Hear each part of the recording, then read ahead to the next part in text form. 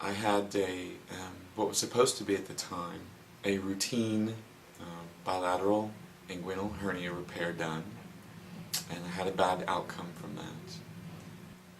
I went through a series of referrals from pain management people to more pain management people, and finally got a referral to meet Dr. Lee. From the original procedure up to the time I met Dr. Lee, it was about 8 months, and my life ground completely to a halt. I had a very difficult time even being in my own apartment, taking a shower, fixing myself a cup of coffee. I was bedbound pretty much for the first 6 months. It affects you physically, it affects you mentally. Even the first time or so I met Dr. Lee, he was very reassuring. I don't know if I believed him yet at that point. He did start very slow.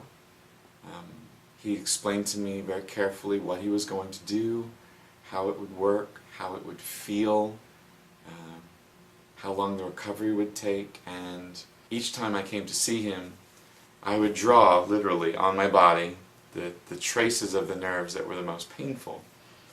And we started with the worst case scenarios each time.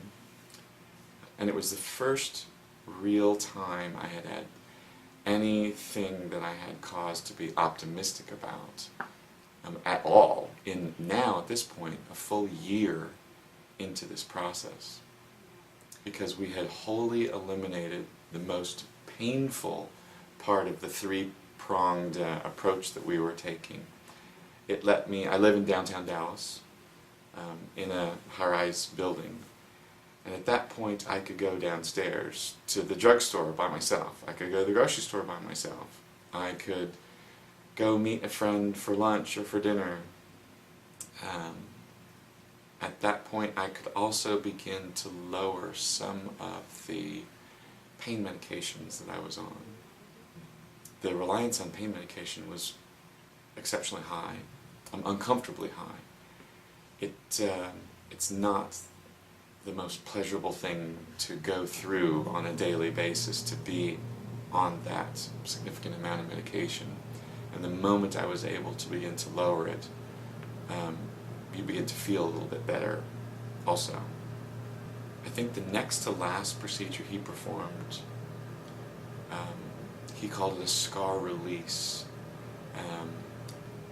But that made finally the biggest difference. I now had 5-6 hours, I could walk 20-30 minutes, and I began to think about going back to work full-time. I was able to stop the pain medications wholly at that point. I don't think I'll ever be able to ride a bicycle again, but I'll trade that for being able to go back to work full-time and literally having my life back.